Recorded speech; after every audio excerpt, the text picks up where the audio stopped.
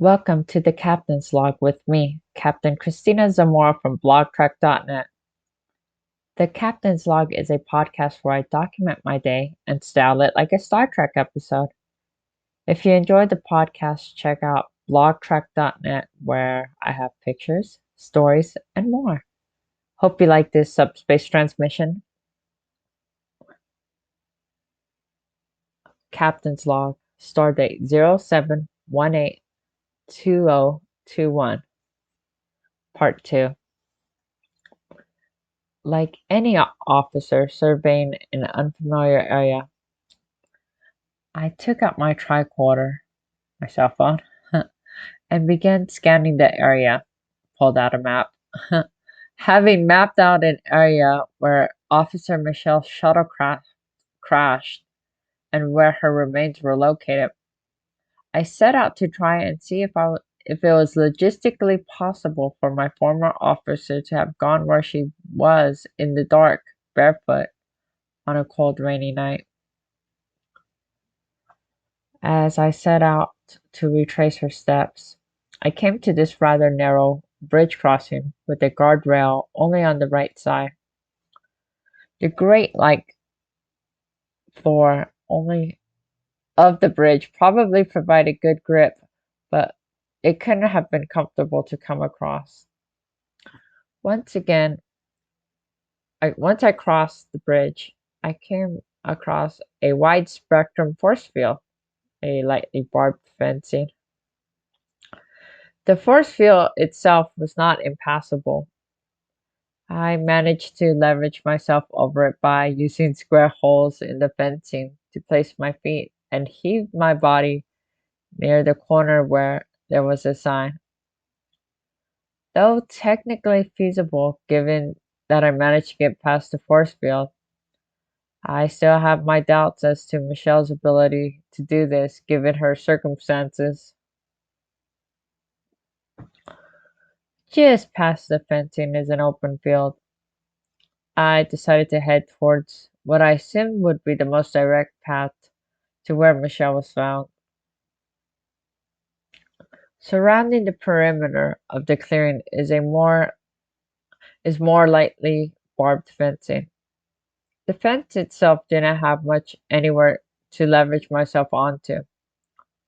When I did try to hop it, it would buckle some, and I had to back up or risk being cut by the barbs.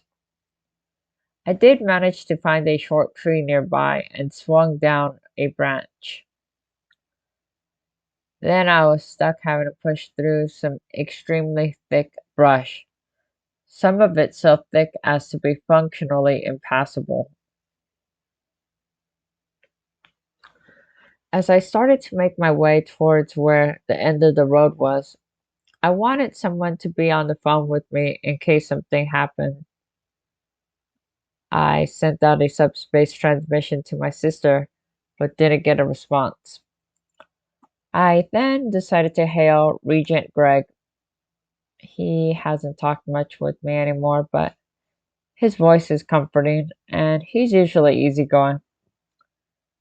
The Regent was helping Admiral Louise, his mom, but inquired as to what was going on. I gave him the context of what was happening and that I was looking to be reassured.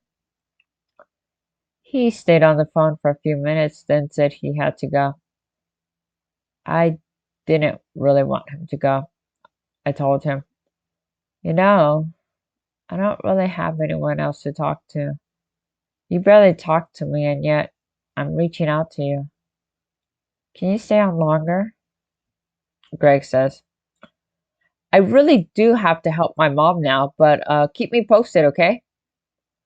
And the transmission ends. I really wanted some reassurance at the time, and I guess I'm really done with him. About time, I suppose. He's been over me for a while now. If pressed, he'd probably say he still has feelings for me, but his actions, or rather, inactions, say otherwise. Anyways, at the terminus, the path forward is blocked off. My instinct told me to turn around. Logically, I just wanted to hop this fence too and proceed further, but something said no. I've learned to listen to my gut and set course back to my shuttlecraft. It was a long, lonely way back. I decided to deviate from the path I took to get where I was to explore a possible alternate route. While making my way across another property, an inhabitant of the area was wondering what I was doing. I briefed her on my mission. Jean, as I found out was her name, was very empathetic to me.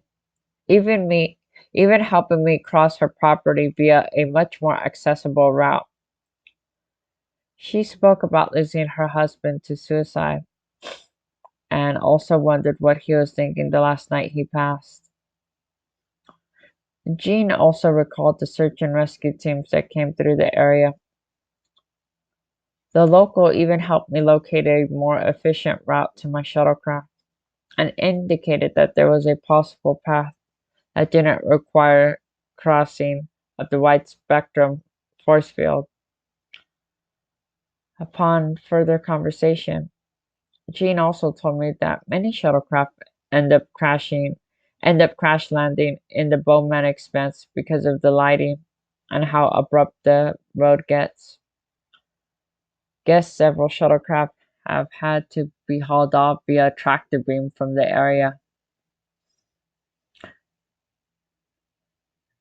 This is the path that I took based on what I remembered from the car and was found where the car was found and the body. Later, I decided to ask Federation authorities, the cops, if they could again text me the official location of stuff. So now, looking in retrospect, I may have veered a bit more south than what Michelle did initially. I do think that somewhere just past the footbridge, she must have had to have taken the same route. That is, if she went by foot. If she did leave by foot, I do have a hard time believing that she willingly pushed through all of that to end up where she was. The more likely conclusion was that she was fleeing. Why else did she take her purse with her initially, then to leave it where she did? Also, it doesn't make sense why the purse is there if she was brought there. If someone was trying to hide her, the quicker route would be taking the Kruger Road, quite an eerie name, down, then pushing that way and leaving the purse by the car. The whole night was bizarre. She was acting very unusual, though she was quite disturbed the whole of 2017. I'm unsure what to make of it. I wish they would have let me see her body. They refused because apparently it was extremely gruesome given that it had been partially consumed by the mountain lion. Officially, she passed as a result of exposure, no drugs in her system. Though I do wonder if there could be another explanation. A part of me just thinks, well, the past is the past, and time to push forward to the next mission.